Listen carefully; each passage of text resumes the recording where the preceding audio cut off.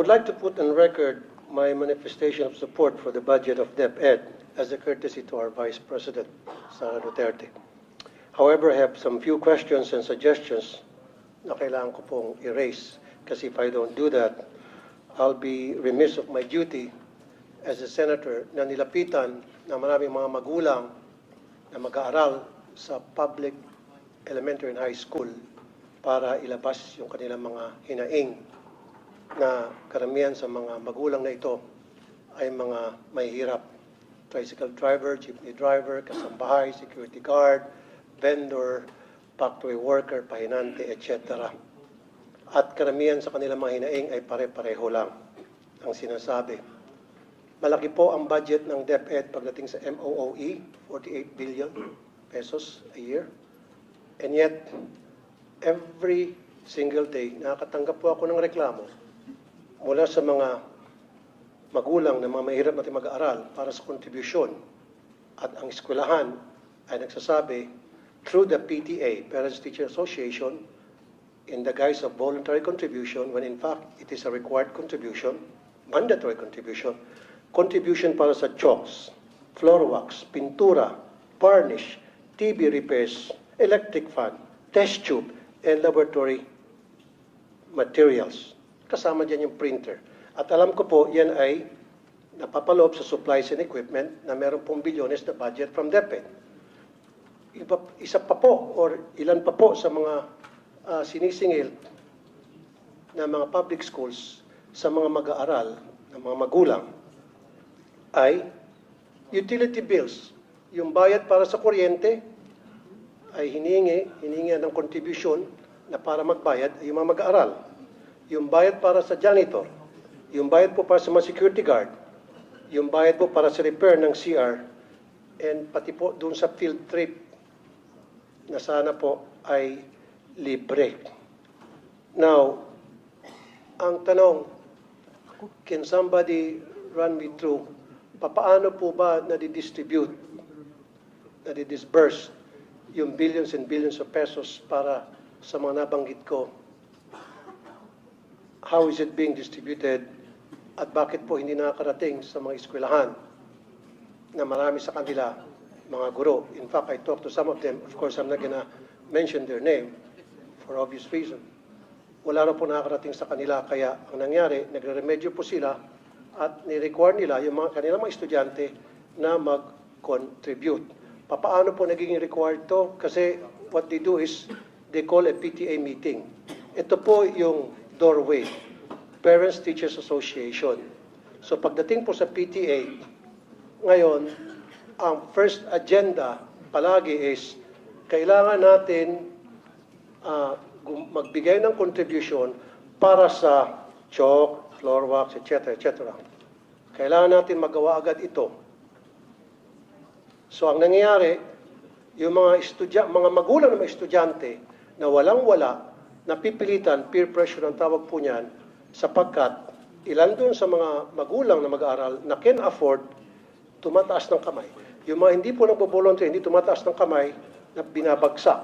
Yung mahilig mag-contribute, mataas ang grado at honor students pa. Kaya ilan sa mga magulang na ito, napipilitan dumiskarte para lamang makapagbigay ng tinatawag na contribution daw. Sino pong gusto sumagot? Madam Chair, Your Honor, Yusek Escobedo of Field Operations will answer the question. Madam Chair, good afternoon. Unang-una po, yung merong existing policy ang Department of Education as regards to the no collection policy, because tama po ang nabanggit ni Senator Tulfo that we have the MOOE, school MOOE, at kabilang na dito yung ano ang mga needs ng mga teachers, including repairs and payment for electricity. And we also recognize that merong mga PTAs na nag-i-impose na mga contributions because they're saying that they are a private organization, and meron na po kaming mga ongoing investigations. Isa na po dito sa Region 3 where the teacher involved has resigned And Sir, the case, excuse me, let me cut you off. Hindi lang po sa Region 3, sa lahat po ng lugar sa Pilipinas, when I posted sa Facebook page ko yung reklamo ng ilang mga magulang na pumunta po sa radio program ko Wanted sa radyo, binaha po ako ng mga comments from parents all over the country stating that pati sila sa kanilang eskwelahan, yes, meron daw po talagang tinatawag na voluntary contribution from na inimpose po ng PTA.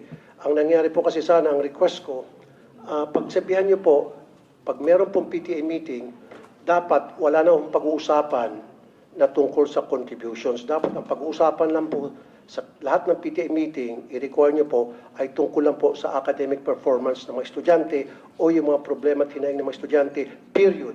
Kasi ang nangyari, tuwing PTA meeting, 101% ang unang agenda sa meeting na yan, and I have proof from parents and even teachers na ang first agenda tuwing magkakaroon ng PTA ay project. Ano ang pwede natin magawang project sa eskwelahan? Repair para sa CR. Varnish para sa silya na nasisira na. Bili tayo ng chalk, bili tayo ng floor wax, bili tayo ng ganito, ganon, ganon. Ang mga estudyante na walang pang contribute, kuminsan pinapahiya pa, nilalagay pa po sa group chat.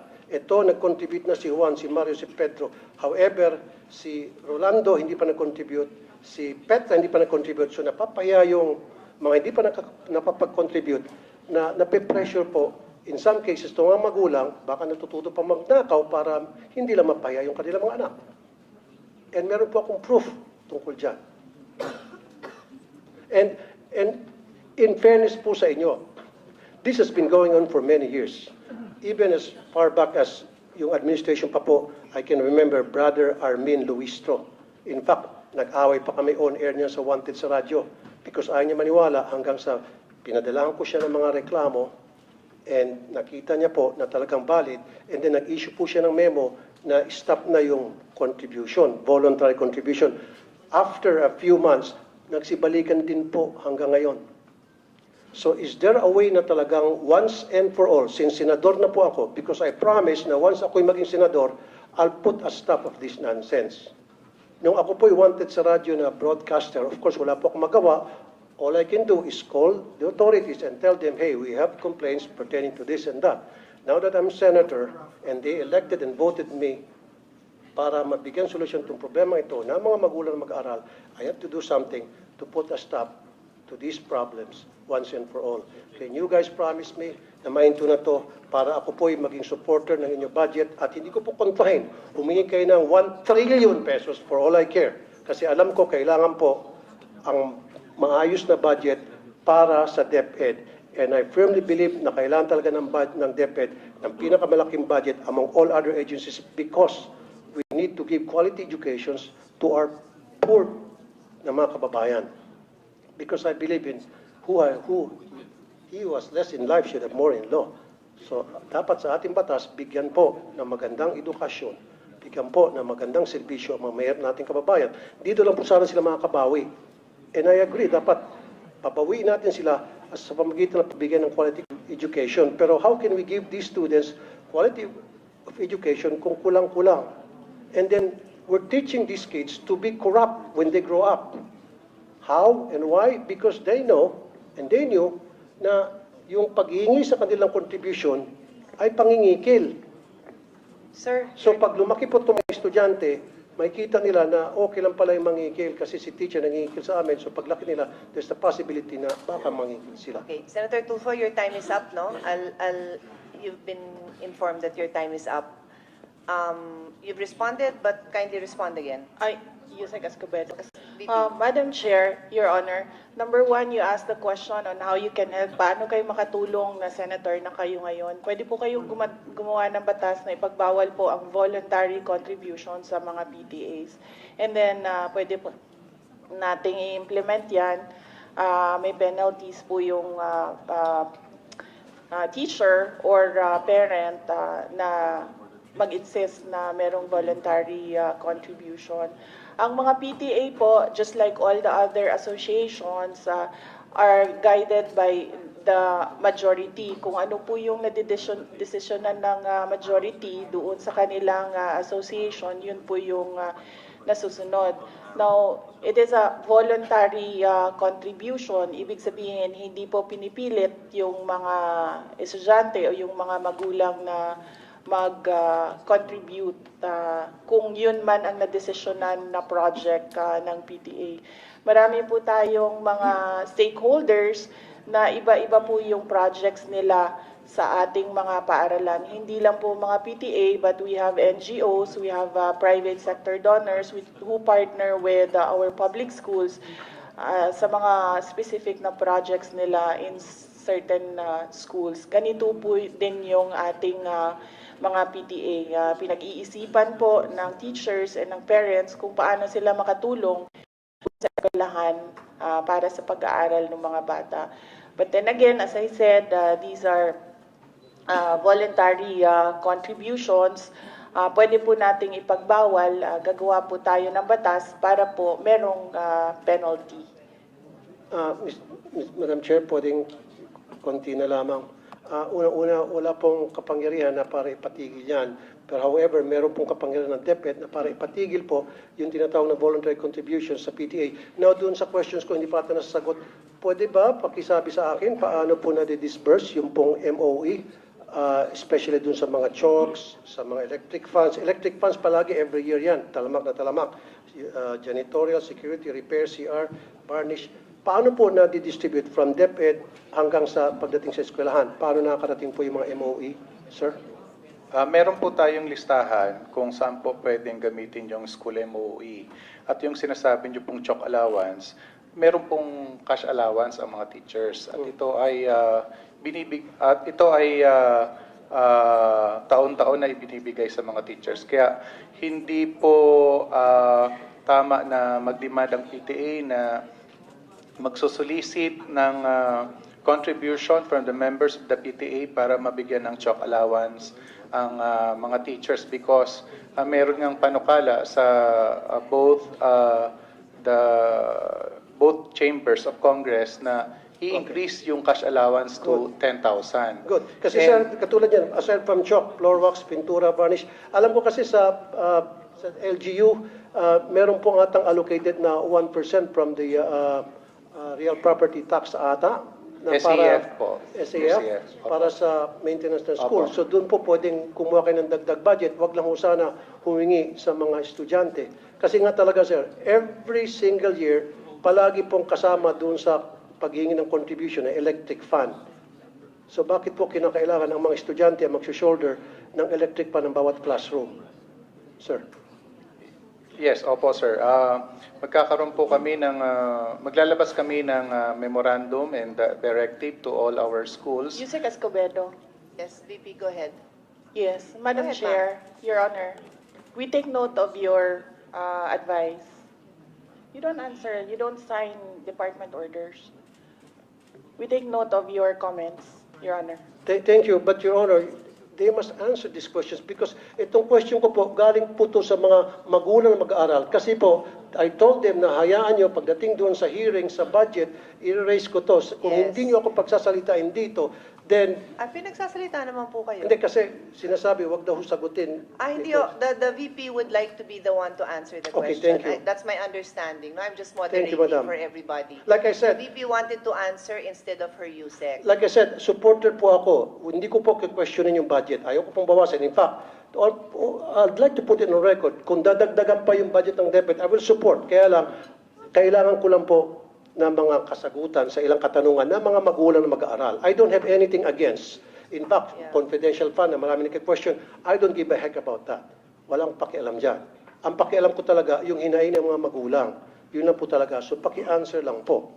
Kung sino sanang gusto If I mag-answer. if I may, Senator Raffy, the Secretary took the floor earlier and responded that ang suggestion po niya, and correct me if I'm wrong, my understanding from the Secretary is that she said what you could do, because you were asking what you could do now that you're a senator, is to pass a law that would prevent that. Because as far as DepEd is concerned, they have already issued the memorandums that prohibit contributions. Pero yung gustong gawin ng PTA, ng parents, my understanding is that's out of your hands.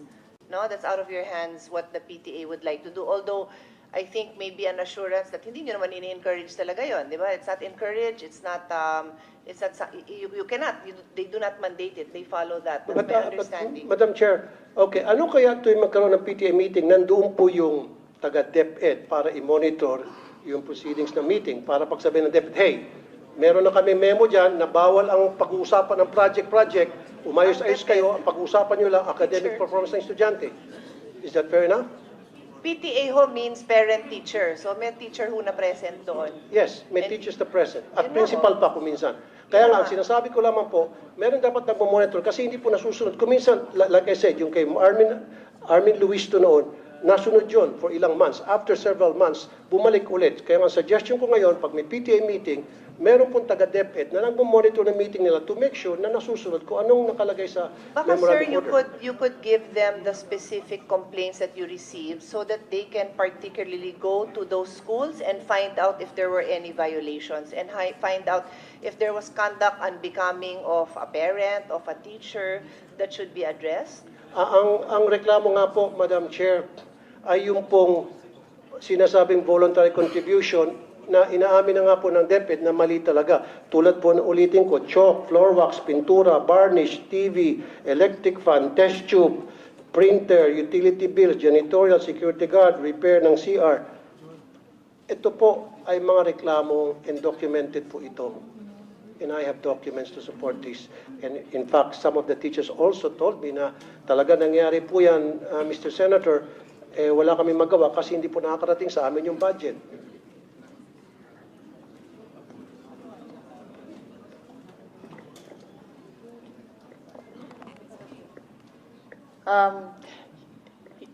Madam Chair, Your Honor, we will submit the downloading of MOOE up to the school level to the Finance Secretariat. At ito na lamang po, Madam Chair, test tube. Hinihingi din po, kasama rin po yung Pwede test bang tube. submit natin? Kasi sir, I've reminded everyone who's Last na beyond lamang their po, Madam time. Chair. Last na lamang. Sige. Test tube. Alam ko meron natang 500 billion na budget for the test tube. Parang every year, bilyones ang naalat para sa test tube. Kasi marami rin po ako mga magulang nagreklamo, pinapakontribute para sa test tube, laboratory test tubes. Ano ho yun, sir? Kasi I Test handle the tubes. budget, so I Test tubes can po. Yung I can test tube attest yung I para have sa mga not seen laboratory. seen 500 billion for test tubes. Or at least, yung pong pagkakaalam ko, yung pong... Ay, wala akong nasabi sa amin. 500 billion. Ako na ho magsasabi Okay. So sa inyo. anyway, bakit po yung sa test tubes? Sige na lang po. Bakit po test tubes paulit-ulit po? Every year, hinihingan po ng contribution ng estudyante. Pwede po ba pa-stop na rin natin yun? Yun lang po. So stop na po natin. In short, lahat po ng contribution para sa maintenance ng school, ang pakiusap po ng mga magulang through me, stop na po natin yan. Pag na-stop niyo po yan, I promise you I will support your budget every single year and you will not gonna hear anything from me. That's a commitment. That's a promise. Ito'y alang-alang sa mga magulang na mga lumapit sa akin. Madam Chair, Your Honor, we take note of the advice of the Honorable Senator Raffy Tulfo.